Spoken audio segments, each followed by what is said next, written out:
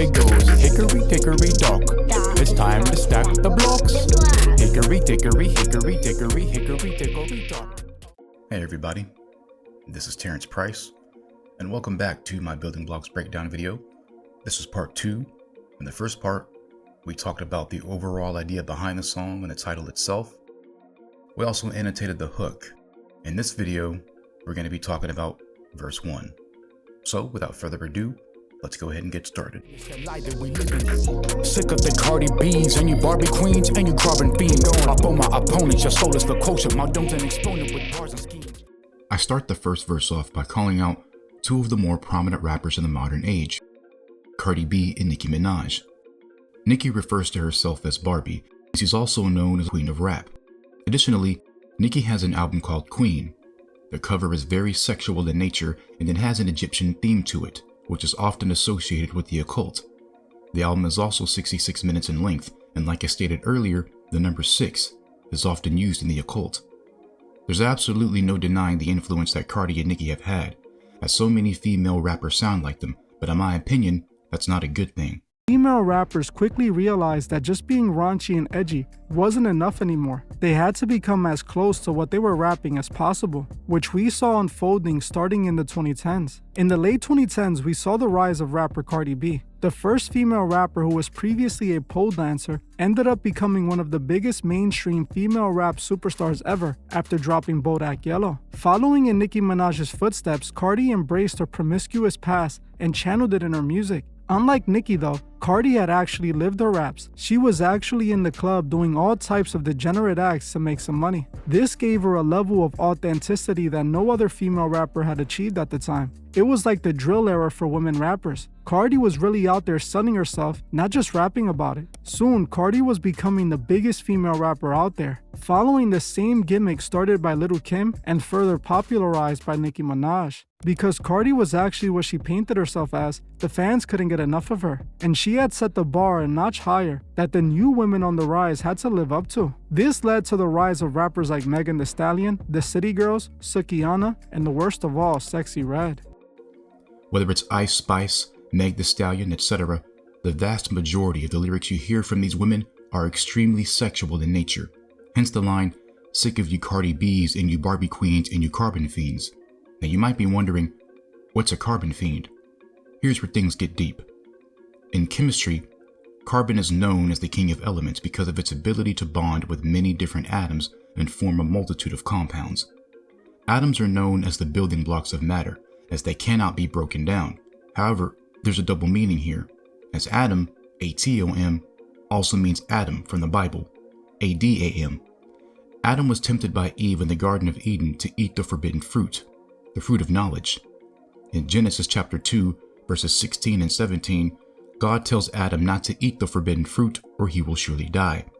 In Genesis chapter 2, verses 21 to 22, God creates Eve, and it's in chapter 3 that the serpent, which is Satan, tempts Eve to disobey God by eating the forbidden fruit, after which Eve tempts Adam to do the same.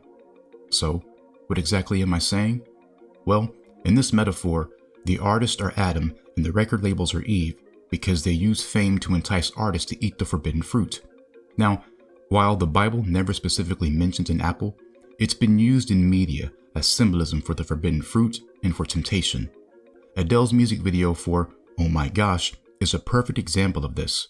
The video starts with just a chair and an apple. Then we're shown Adele sitting in the same very chair. This is important as Adele represents what's on the chair, the apple, which is temptation. The video goes on to show Adele sitting in front of people partying, showing us the world that was created as a result of eating the apple. She shows humanity indulging in their sins of choice, showing the fall created by the apple, making it appear as some big party. We're then shown two different versions of Adele, representing duality. We have seen time and time again how the Freemasons love to push duality through their puppets' music videos. We could even see that in the way they filmed this music video, as it was meant to represent duality, with the video being filmed in black and white. Adele is showing the world that she has chosen her heaven on earth, as above so below. We also see the rings of Saturn behind Adele, which is meant to represent the god Saturn, which is essentially Lucifer. The video goes on to show people continuing to party as the camera makes its way back to Adele. This time, she is wearing a dress with a symbol that's associated with witchcraft. On her dress, she has the symbol of the witch's foot, also known as the crow's foot. The symbol is used for protection from spirits. The video continues to show people dancing and having fun, living in sin. We're then shown the serpent sitting in the same chair that the apple and Adele was sitting on, as all three of them represent the same thing in this video: temptation. The video goes on to again show all of the people indulging in sin and self-worship. Then again we're shown Saturn worship, with the rings floating over someone standing on a chair. Then the rings can be again seen behind Adele. Adele also sings in a song, "Maybe baby I'm just losing my mind, cause this is trouble, but it feels right. Teetering on the edge of heaven and hell is a battle that I cannot fight. I am a fool, but they all think I'm blind. I'd rather be a fool than leave myself behind. I don't have to explain myself to you. I am a grown woman and I do what I want to do."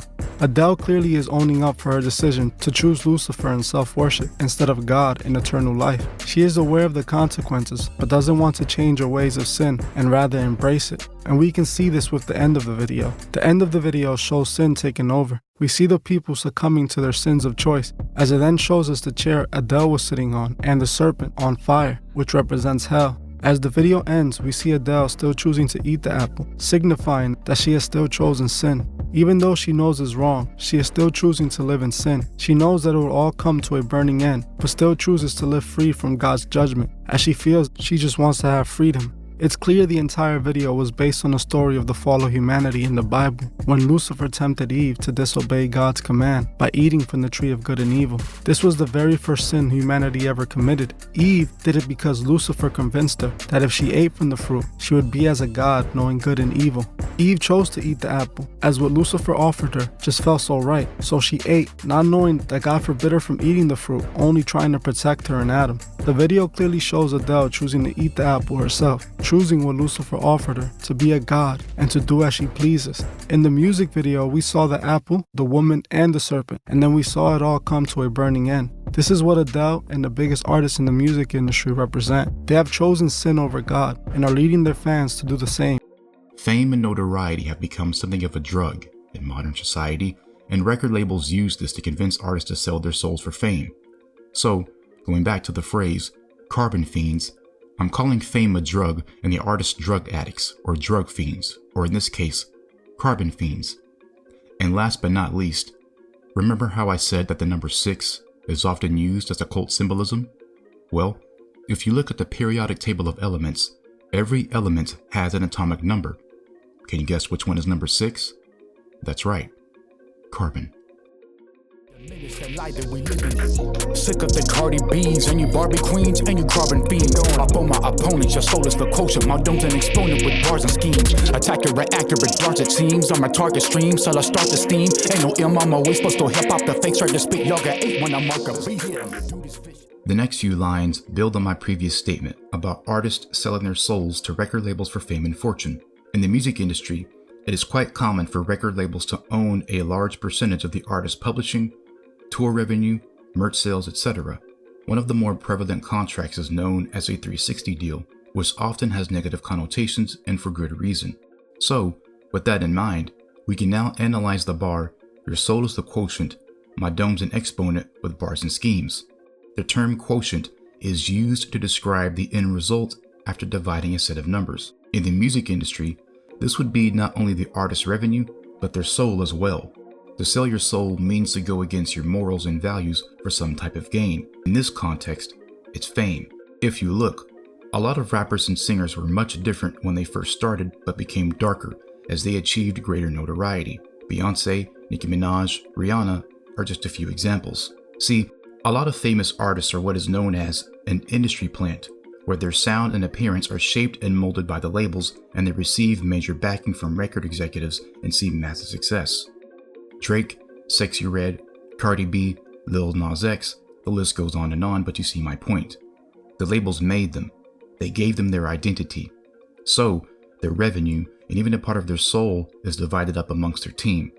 The fame they were promised is what they decided to sell their souls for, and it's what they are left with. This segues into the next line, my dome's an exponent with bars and schemes. In hip-hop, bars are known as rap lines that are clever. So-and-so has bars, which is to say that they can rap very well. Schemes are a more advanced version of clever wordplay, where the artist will string together a number of metaphors that are often associated with each other, a theme, if you will. In math, an exponent is the number of times a number is multiplied by itself. For example, 5 times 5 times 5 would be 5 to the third power, or 5 with an exponent of 3, which gives you 125. The size of the base number, which is 5 in this scenario, is literally bigger than the exponent, which is 3 in this example. The metaphor here is that while these artists do bigger numbers than I do and garner more streams, etc., the bars and lyrics that I think of are exponentially greater. Additionally, an exponent is someone who is an advocate of truth. So there's a double meaning here. I continue. Attacking with accurate darts it seems. I'ma target streams till I start to steam. I'm illustrating how I'm lyrically attacking these artists with precision, like I'm throwing darts, but it goes further. In standard darts, each player has 3 throwing attempts per turn, with the highest score in a single round being 3 triple 20s or 180. Additionally, to do a 180 means to go in the opposite direction. 180 is also half of 360, going back to what I said earlier about artists doing 360 deals with record labels and selling their souls for fame. I'm asking these artists to change their ways or do a 180 by having more substance in their content. I continue. I'ma target streams till I start to steam. Ain't no M on my waist, but still hip hop the fakes try to spit, y'all get 8 when I mark a beast. To build a head of steam means to gain momentum. What I'm saying is that I'm going to keep putting out music until I get more listeners. In hip hop, an M is slang for $1 million. There's no M on my waist, meaning that I don't have Louis Vuitton belts or a bunch of jewelry in my belt buckles. Flashy clothes and jewelry have become synonymous with hip hop and success as a rapper, but despite my lack of expensive accessories and possessions, I'm still hip hop, and anyone who challenges that will suffer the consequences lyrically. I said that I'll target streams till I start to steam, means that I'll keep making music until I gain momentum, but there's an added layer here, as I'm also making several references to the popular anime series Dragon Ball Z. In Dragon Ball Z, there's a villain named Majin Buu who builds up steam in his head and releases it when he gets angry. He literally builds a head of steam.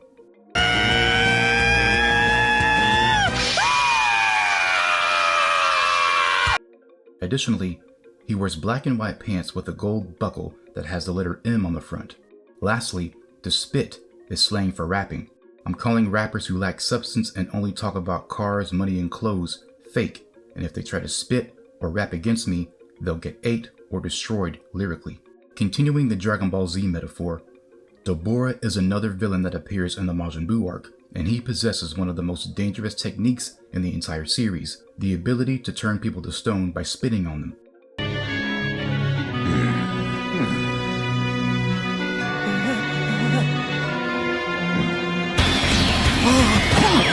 Look out! Oh no! I should have warned them! You're mine!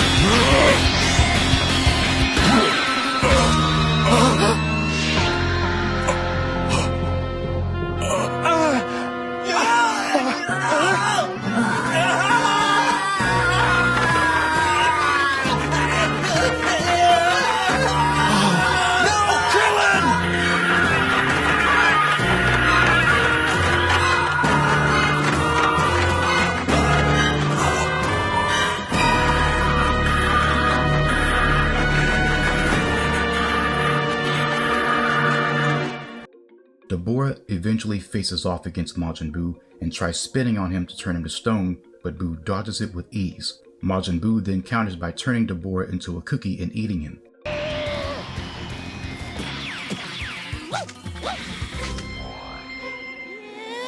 Turn into a cookie!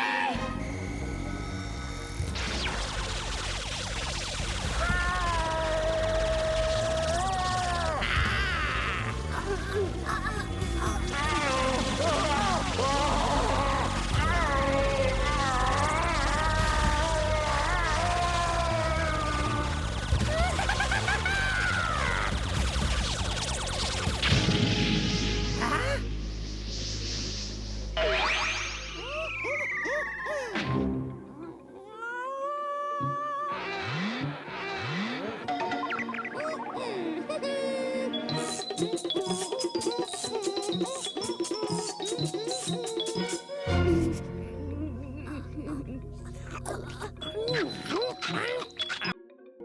this analogy, I'm comparing these rappers to Deborah and myself to Majin Buu. People tend to be afraid of the skill displayed by these artists when they rap or spit, and they become stiff like stone, but they would be destroyed or eaten if they spit at me or challenge me. They get 8 when I mark a beast. 8 is also a homophone for the number 8. The number 8, when turned on its side, becomes the infinity symbol, which resembles Ouroboros. Ouroboros is depicted as a snake eating itself and can sometimes be in the shape of an 8.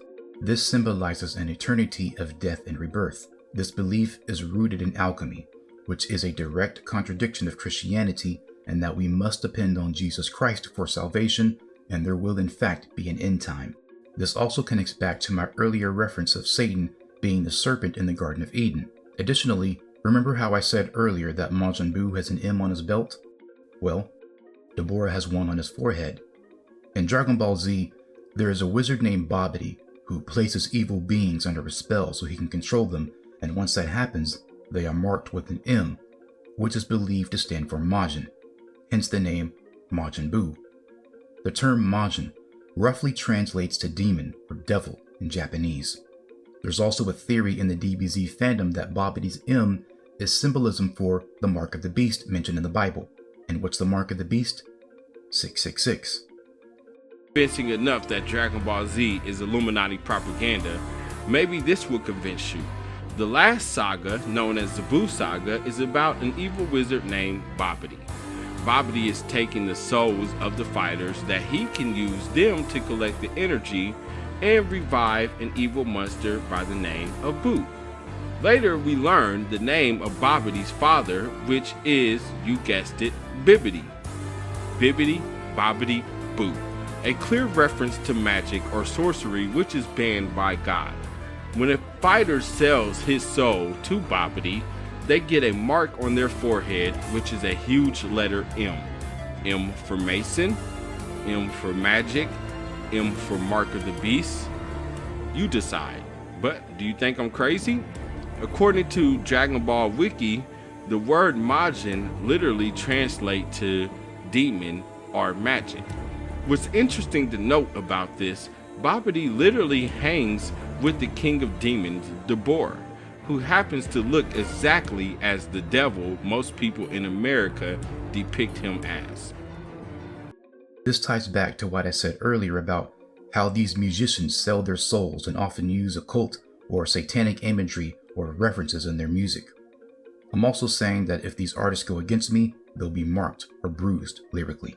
Bars and schemes, accurate darts it seems. On my target stream, so I start the steam. Ain't no M, I'm always supposed to hip hop the fake, start to spit. Y'all got 8 when I mark a beat. Dude is vicious, you fictitious. Music business, lose your henchman. Rubik's pension, losing interest. New incentives, use it different. Few can visit, never skew and miss. Except I ruin prisms, dread the euphemisms. Get this fed up nuisance, blood on drinkers, blueprints all up through the ladder. I ain't superstitious. I start this last section of the verse off by talking about how I'm lyrically vicious and I'm coming for the fake or fictitious rappers. I refer to these artists as henchmen of the music business, as they are harmful to the masses and target the fans for money. In the next line, I refer to my mind as a Rubik's Cube, since my thoughts and lyrics are often complex. A penchant is a habitual liking for something, or a tendency to behave a certain way. My penchant is to make lyrically dense content that exposes the music industry. Rubik's penchant, losing interest. I've grown and have lost interest in the surface level raps and the artists that lack substance. This is also a play on of the music business losing money, as the term interest also means financial gain. Now that I'm more mature and have a deeper understanding of life, I have new motives or incentives behind making music, and I'm not rhyming just for rhyme's sake. My views are different, and I tend to go against what's popular. As I said before, it's my goal to make the listener think differently and see things on a deeper level. A prism is a perspective in which one views things, so I'm looking to ruin the current prism and perspective that we view rap through. In these last few lines, I throw some shots at Jay-Z, also known as Jigga. Yes, this fed up nuisance bled on Jigga's blueprints. Jay-Z has a trilogy of albums called The Blueprint. On The Blueprint 1, Jay-Z has a song called Jigga That N-Word, and it peaked at number 66 on the Hot 100. The number 66 goes back to what I said earlier about the Mark of the Beast, Carbon being atomic number 6, and Nicki's album Queen running 66 minutes. Additionally, by saying that I bled on Jay-Z's blueprints, I'm being disrespectful by saying that I don't need his plans and don't study his technique. I'm also saying that I put blood, sweat, and tears into my craft while he glorifies a secular lifestyle. In the last line, I rap, "I'll walk through the ladder, I ain't superstitious." The latter refers to the last thing you were just speaking about, while the former refers to the first thing you mentioned. In the list of rappers I've named, Nicki and Cardi would be the former, and Jay-Z being the last would be the latter. By saying, "I'll walk through the ladder," I'm saying that I'll walk through Jay-Z lyrically, meaning that I think I'm better than him. This is actually a double entendre, as ladder, L-A-T-T-E-R, is a homophone for ladder, as in stepladder, L-A-D-D-E-R. It's a popular superstition that walking underneath or through a ladder will bring bad luck. I believe in no such thing, so I would walk through a ladder without fear. Jay-Z is held in high esteem in hip-hop, and while I do recognize that he's very good, I also believe that he's placed on a pedestal and worshipped by his fans. Jay-Z also refers to himself as Jehovah, which is mocking God. So that's the reason I threw shots at him. I don't fear or view Jay-Z the same way that most rappers seem to. The minutes that lie that we live in. Sick of the Cardi B's and you Barbie queens and you carbon fiend. Up on my opponents, your soul is the kosher. My dome's an exponent with bars and schemes. Attacker at accurate darts it seems. On my target stream, so I start the steam. Ain't no M, I'm always supposed to hip hop. The fakes try to spit, y'all got 8 when I mark a beat. Dude is vicious, you fictitious. Music business, lose your henchman. Rubik's pension, losing interest. New incentives, use it different. Few can visit, never skew and miss. Said I ruin prisms, dread the euphemisms. Get the stead up nuisance, blood on drinkers' blueprints. All through the ladder, I ain't superstitious.